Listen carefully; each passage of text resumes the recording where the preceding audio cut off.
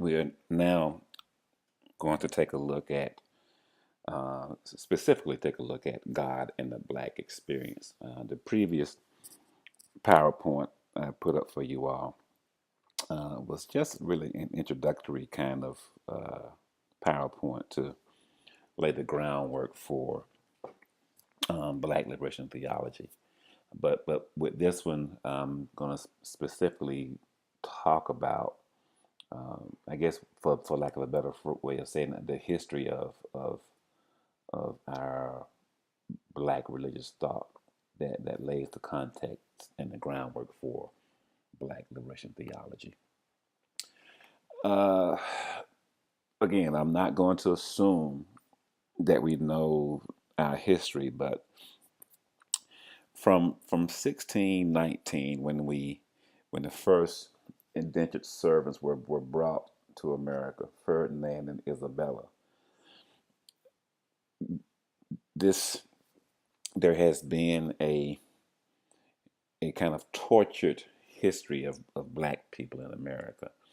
Um, Given this initial contact, there was no real ideology of Black inferiority, but as time progressed and as more and more Africans were imported from the continent and brought to not just North America but also South America, an ideology began to develop to justify the enslavement, and that ideology was based upon white superiority and Black inferiority, because there was no real other way to justify the enslavement of such a great number of people. Um, so as time progressed, the ideological thought began to develop that Black folk were just inferior to white folk. And as these Africans were brought from the continent, they had their own understanding of what it meant to be religious, quote unquote. There was no real word in the African context for religion, but they had a certain worldview where they were intimately connected with the spirit world. But when they were brought to the American continent, these practices became opaque. And by opaque, I mean, you know, you could barely see some of what was going on there. It was not clear as to what was going on because as time progressed and as more enslaved people were born in this country, these long ago African worldviews they began to become diffuse. They began to lose their clarity, hence the word opaque. But even with that, there were still some of what we call those African retentions going on. So from the early 1600s, like I say, from the indentured servitude to enslavement, I have these particular dates: 1620s, 1740s, and 1820s. Now, between 1620s and the 1740s, there was no real push to evangelize, proselytize to the enslaved Africans. Um, that effort was not really done until the 1740s, what we call the First Great Awakening. That was when the white Christians up and down the eastern seaboard began to travel back and forth to preach the gospel. And this was the first encounter, the first real encounter that the enslaved Africans had with Christianity. But again, it was some effort, but no real effort, and not very many enslaved Africans actually converted to Christianity. So between the 1740s, the First Great Awakening may have lasted for but maybe a few years, and it wasn't until almost a century later in the 1820s when the Second Great Awakening took place.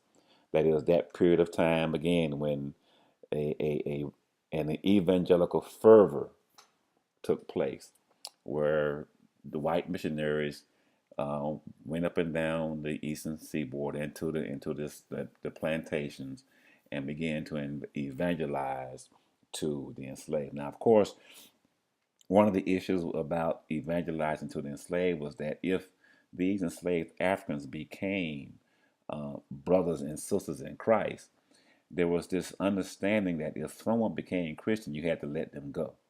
You had to free them. Now, obviously, the white plantation owners they were not down with that.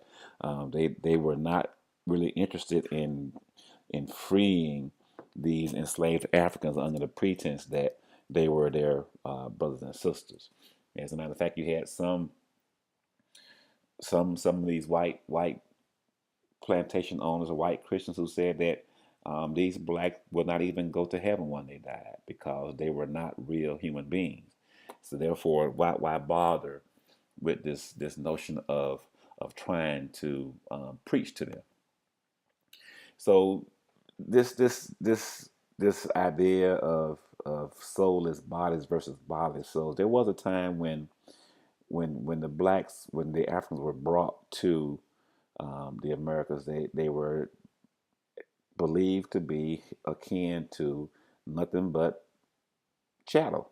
No better than someone's dog or cow or pig in a pigsty. They had no souls. Therefore, there was no need to try to preach to them. How do you preach to your dog? You wouldn't dare not try to convert your dog or your pig. So why bother? But as time progressed, so we can keep them enslaved. But as time progressed, and some notion of soul was attributed to black folk, especially when the plantation owners were saying we dare not release them from captivity.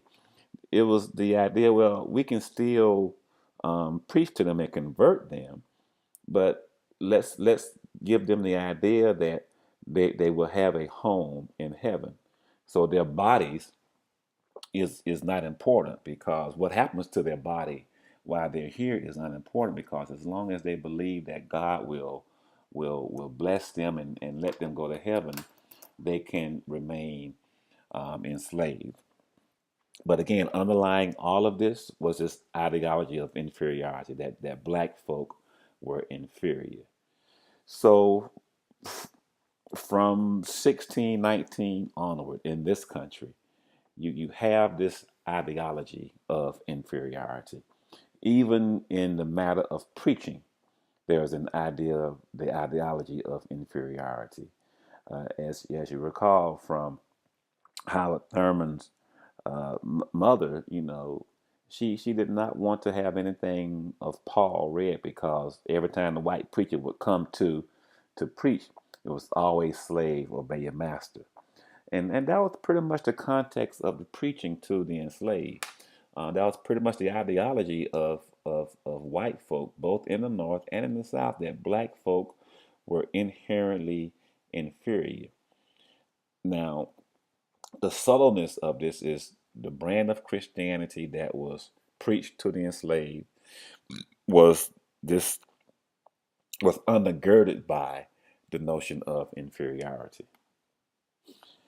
So I got this little thing about how we became Christians.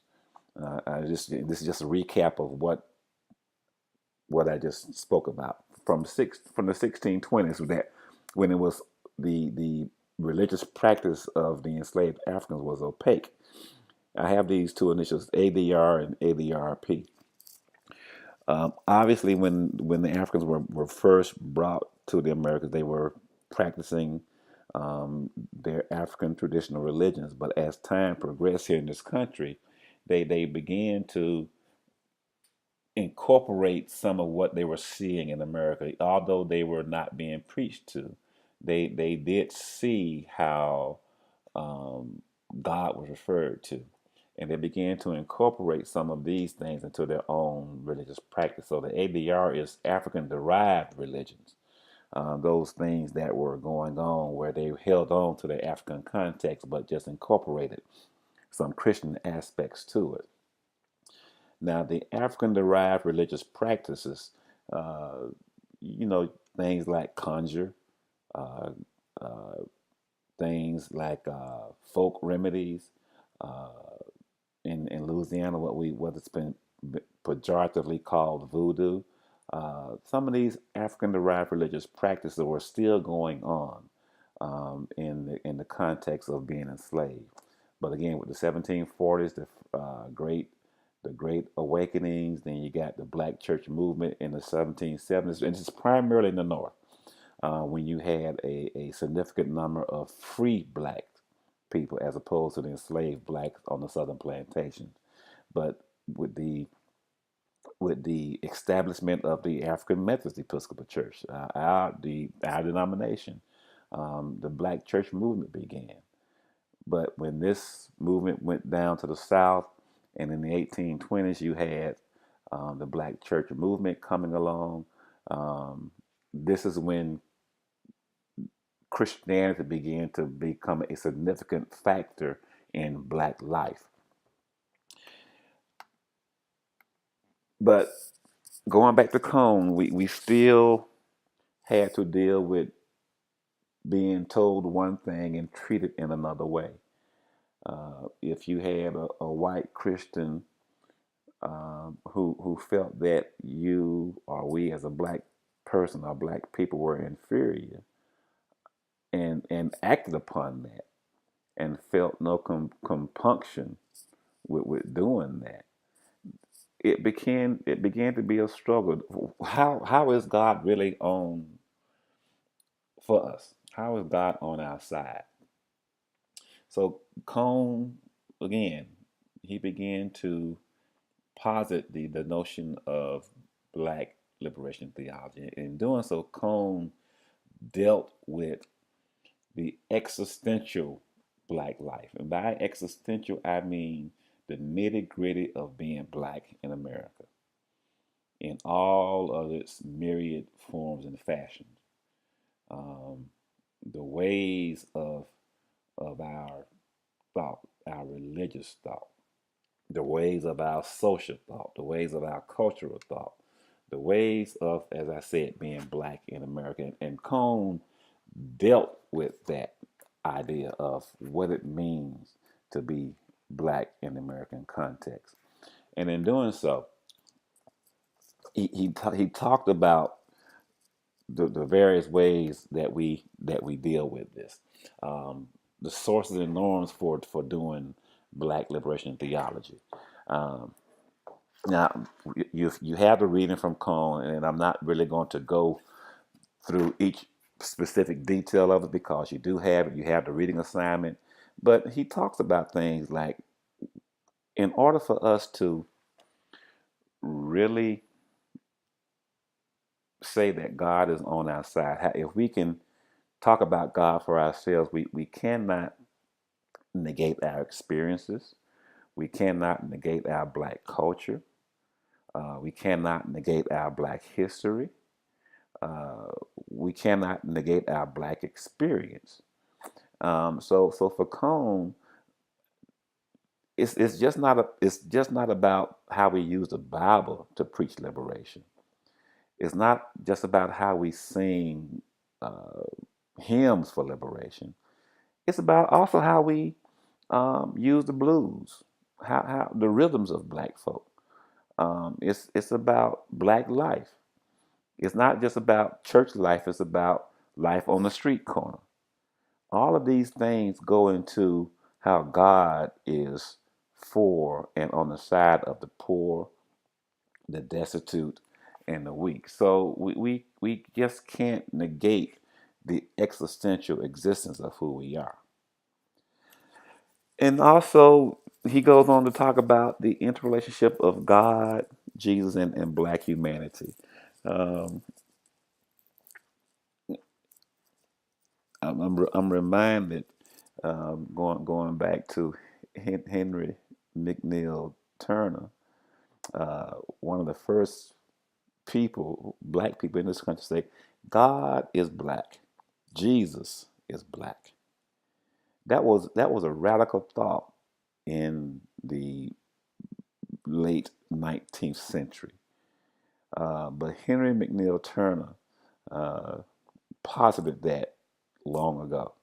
And James Cone, in that same kind of tradition, he said that God is black, not in the sense that God has black skin, not in the sense that we can depict God with a big afro and so on and so forth, but in the sense that in the existential struggle of freedom, in the existential struggle for liberty, in the existential struggle for liberation, if we cannot say that God is black, then what good is our religion? Especially if we are understanding God with white skin, with this long flowing white beard, and the same person who looks like this is actually oppressing us. For Turner and for Cone, those two things just do not compute. So God, in order to be on the side of the oppressed, God must take on the identity of the oppressed. And with Jesus, that's what happened. Again, hearkening back to Howard Thurman, Jesus was born in the social context of an oppressed people.